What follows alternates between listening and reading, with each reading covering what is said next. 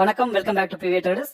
நீங்க ஒருவேளை option trader இருந்தா கால் ஆப்ஷன், புட் ஆப்ஷன்ஸ் இதெல்லாம் நிறைய தடவை கேள்விப்பட்டிருப்பீங்க. அப்படின்னா என்ன, ஸோ அது எப்படி ஒர்க் ஆகுது அப்படின்றத இந்த வீடியோவில் பார்ப்போம். அதுக்கு முன்னாடி நம்ம சேனலை சப்ஸ்கிரைப் பண்ணலாம், சப்ஸ்கிரைப் பண்ணி வச்சுக்கோங்க. இதில் stock market related information, stock advice, pre market, post market report, அது மாதிரி நிறைய யூஸ்ஃபுல்லான கண்டென்ட்லாம் போஸ்ட் பண்ணிட்டு இருக்கோம். டெஃபினட்டாக இது உங்களுக்கு யூஸ்ஃபுல்லாக இருக்கும்.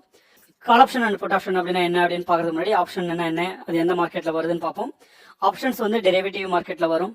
டெரிவேட்டிவ் அண்ட் ஆப்ஷன் அப்படின்னு சொல்லும்பொழுது இது வந்து ஒரு எக்ஸ்பைரியை நோக்கி போகக்கூடிய ஒரு ட்ரேடிங். ஸோ இது மேபி வீக்லி எக்ஸ்பைரியா இருக்கலாம் அல்லது மந்த்லி எக்ஸ்பைரியா இருக்கலாம். ஸோ அந்த பர்டிகுலர் எக்ஸ்பைரி டேட்டுக்குள்ள ஸோ மார்க்கெட் வந்து மேலே போகும் அல்லது கீழே வரும் அப்படின்னு ப்ரெடிக்ட் பண்ணி பண்ணக்கூடிய ட்ரேடிங் தான் வந்து ஆப்ஷன் ட்ரேடிங் அப்படின்னு சொல்லுவோம். இண்டிசஸ் அப்படின்னு சொல்லும்போது bank Nifty, Nifty 50, Sensex.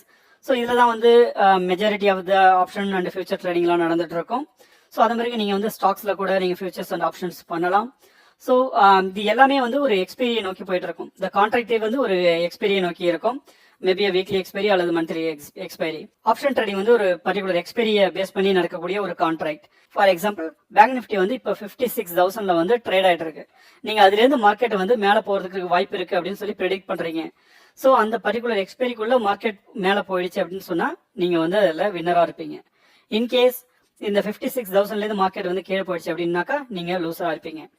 So இதில் வந்து யார் வின்னர் யார் லூசர் அப்படின்றத எது தீர்மானிக்குது அப்படின்னு பார்த்தீங்கன்னாக்கா, ஸோ நீங்கள் பை பண்ண போறீங்களா அல்லது செல் பண்ண போறீங்களா, நீங்கள் கால் ஆப்ஷனில் பை பண்ண போறீங்களா அல்லது செல் ஆப்ஷனில் பை பண்ண போறீங்களா, இல்லை கால் ஆப்ஷனை சேல் பண்ண போறீங்களா அல்லது பை ஆப்ஷனை சேல் பண்ண போறீங்களான்றது தான் உங்களுடைய சக்ஸஸையும் உங்களுடைய லோஸையும் தீர்மானிக்கக்கூடியது.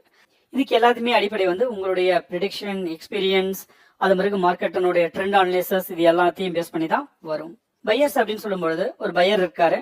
ஸோ அவர் வந்து மார்க்கெட் வந்து மேலே போகிறதுக்குரிய வாய்ப்பு இருக்கு அப்படின்னு ப்ரெடிக்ட் பண்றாரு. அவர் வந்து கால் ஆப்ஷனை வந்து பை பண்ணலாம். பையர் மார்க்கெட் இருக்கிற கரண்ட் பிரைஸ்ல இருந்து மேலே போகிறதுக்குரிய வாய்ப்பு இருக்கு அப்படின்னு நினைச்சாக்கா கால் ஆப்ஷனை பை பண்ணலாம்.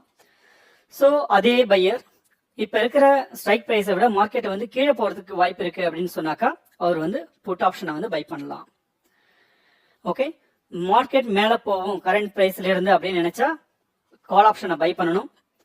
மார்க்கெட் கரண்ட் பிரைஸ்ல இருந்து கீழ் நோக்கி போகும் அப்படின்னு நினைச்சீங்கன்னாக்கா அப்போ வந்து நீங்க புட் ஆப்ஷனை பை பண்ணணும். இது பையர்ஸ் ஆயிருந்தா. ஸோ ஒருவேளை நீங்க செல்லர்ஸ் ஆயிருந்தா என்ன பண்ணலாம் அப்படின்னாக்கா, மார்க்கெட் வந்து இப்போ கீழ் நோக்கி போகுது அப்படின்னு உங்களுக்கு தோணுச்சுனாக்கா நீங்க கால்ல போயிட்டு செல் பண்ணணும். கால் ஆப்ஷன்ஸ்ல போயிட்டு நீங்க சேல் அடிக்கணும்.